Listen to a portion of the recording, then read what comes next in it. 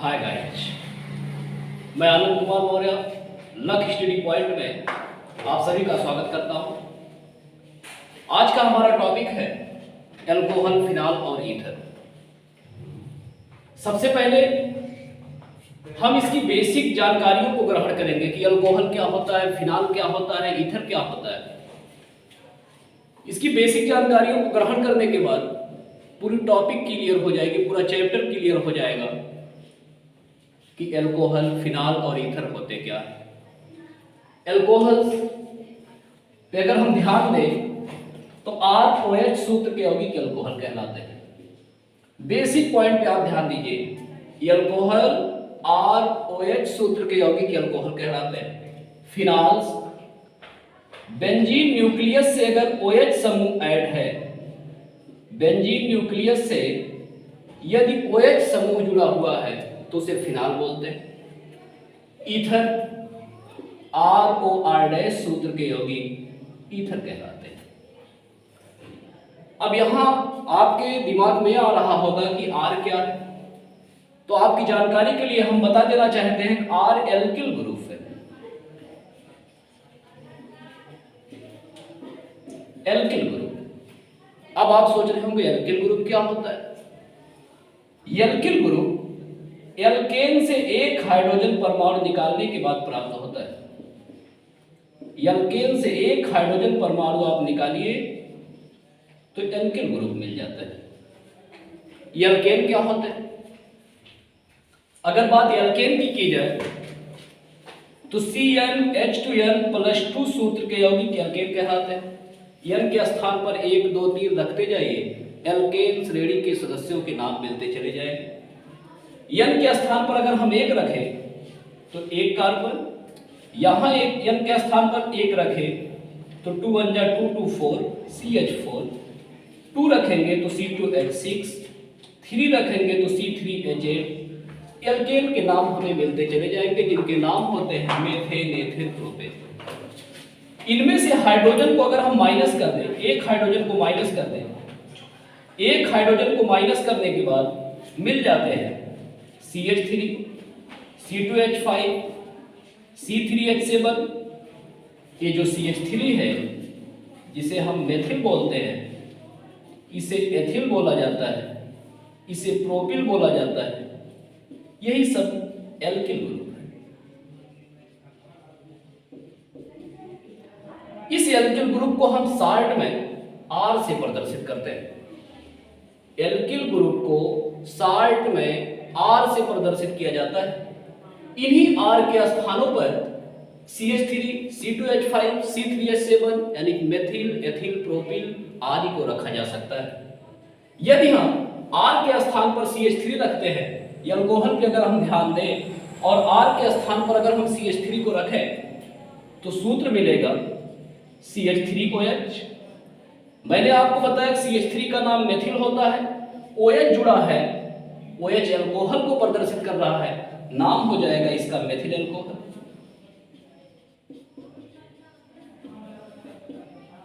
R के स्थान पर अगर हम C2H5 को रखते हैं तो हो जाएगा C2H5OH। C2H5 को हम एथिल बोलते हैं, OH वर्ड लगा है तो अल्कोहल वर्ड जुड़ जाएगा, अर्थात नाम हो जाएगा इसका एथिल अल्कोहल। R के स्थान पर अगर हम C3H7 को रखते हैं तो C3H7 का नाम प्रोपिल है, OH वर्ड जुड़ेगा तो अल्कोहल वर्ड जुड़ जाएगा, नाम हो जाएगा प्रोपिल अल्कोहल। इस प्रकार हम एल्किल समूहों के नाम को जोड़ते हुए उसके साथ OH समूहों को जोड़ते हुए अल्कोहल श्रेणी के सदस्यों को प्राप्त कर सकते हैं। बात ईथर की जब होगी तो यहां R और R' दो एल्किल समूह हैं। यहां R और R' इसलिए लिखे गए हैं क्योंकि इनके मान को आप सेम भी रख सकते हो, डिफरेंस भी रख सकते हो। अगर आप R और R' के मान सेम रखते हो तो ऐसे ईथर सरल ईथर कहलाते हैं। यानी कि अगर हम दोनों R के स्थान पर CH3 रख दें तो हमें सूत्र मिल जाएगा CH3OCH3। मैंने आपको पहले ही बताया कि CH3 का नाम मेथिल होता है। मेथिल की संख्या यहां 2 हो गई तो 2 मेथिल का मतलब डाई मेथिल और ओ लगा है तो ईथर, इसका क्रियात्मक समूह का नाम जोड़ देंगे, इसका नाम हो जाएगा डाइमेथिल ईथर। यदि हम एक R के स्थान पर CH3 रखें, दूसरे R के स्थान पर C2H5 रखें, तो इसका नाम क्या होगा? यहां ध्यान देने योग्य बात है कि एक एल्किल समूह का नाम मेथिल है, दूसरे का एथिल है, तो जब डिफरेंस एल्किल समूह होते हैं तो अल्फाबेटिकली नाम लिखे जाते हैं। अल्फाबेटिकली का मतलब अल्फाबेट में जिसका नाम पहले आता है उसको पहले लिखते हैं, दूसरी नंबर पर दूसरे वाले एल्किल समूह को लिखते हैं, लास्ट में ईथर वर्ड जोड़ देते हैं। जैसे इसका नाम है मेथिल, इसका नाम है एथिल, अल्फाबेट में पहले ई आता है इसलिए इसका नाम हो जाएगा एथिल, तब लिखो मेथिल और लास्ट में जोड़ दीजिए ईथर, अर्थात इसका नाम हो जाएगा एथिल मेथिल ईथर। इस प्रकार हम ईथरों को व्यवस्थित कर सकते हैं। मैंने आपको बताया कि ईथर दो प्रकार के होते हैं, सरल ईथर और मिश्रित ईथर। सरल ईथर कब होता है? जब ऑक्सीजन से जुड़े हुए दोनों एल्किल समूह समान हो।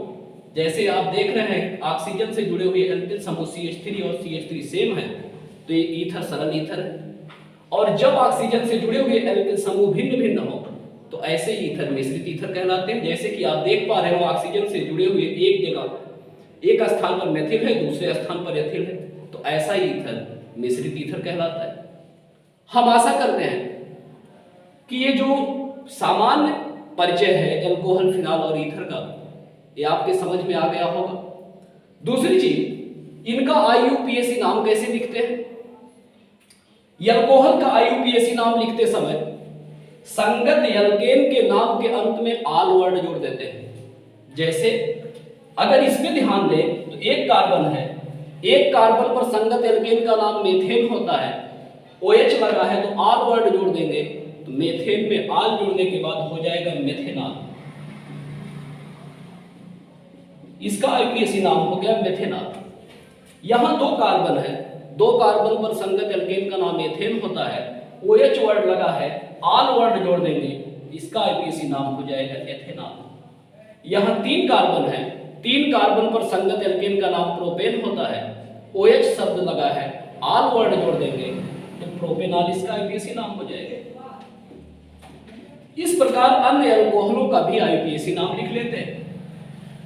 जब बात ईथर की होगी तो ईथर का IUPAC नाम कैसे लिखते हैं, इस पे थोड़ा ध्यान दीजिए आप।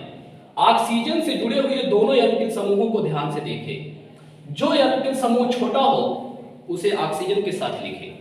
जैसे आप देख रहे हो यहाँ दोनों एल्किल समूह सेम है तो किसी एक तरफ वाले एल्किल समूह को ऑक्सीजन के साथ ले लीजिए। यहाँ एक कार्बन है, एक कार्बन पर संगत एल्केन का नाम मेथेन होता है, जब वह मेथेन ऑक्सीजन के साथ आएगा ऑक्सी वर्ड उसमें जोड़ दीजिए। मेथेन में ऑक्सी वर्ड जोड़ेंगे तो हो जाएगा मेथॉक्सी।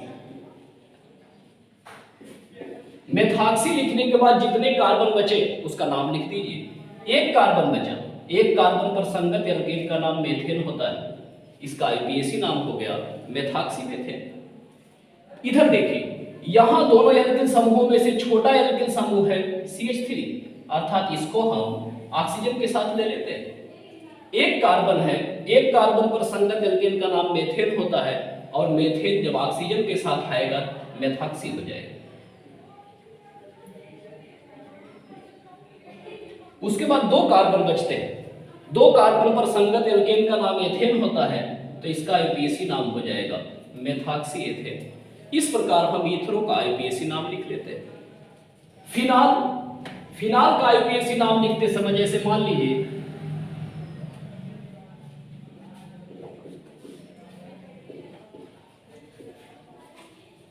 इस फिनॉल का हमें IUPAC नाम बताना है, तो इसका IUPAC नाम हम लिखेंगे कैसे?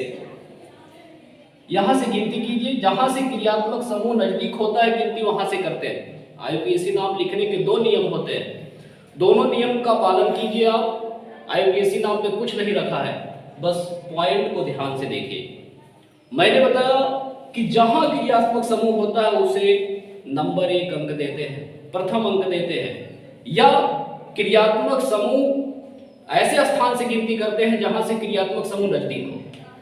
तो यहां कार्बन नंबर 1, 2, 3, कार्बन नंबर 3 से मेथिल जुड़ा हुआ है।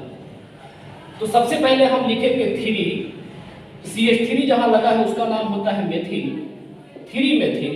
उसके बाद जब किसी बेंजीन रिंग से OH जुड़ा होता है तो उसका नाम फिनाल होता है, आगे लिख देंगे फिनाल, 3 मेथिल फिनाल, इसका IUPAC नाम हो जाता है। इस प्रकार हम फिनालों का IUPAC नाम लिख लेते हैं।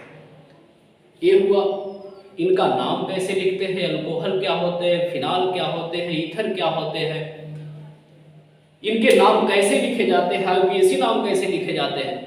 हम आशा करते हैं कि आपके समझ में जरूर आया होगा। यदि समझ में आया हो तो लक स्टडी पॉइंट चैनल को लाइक, शेयर और सब्सक्राइब करें। धन्यवाद।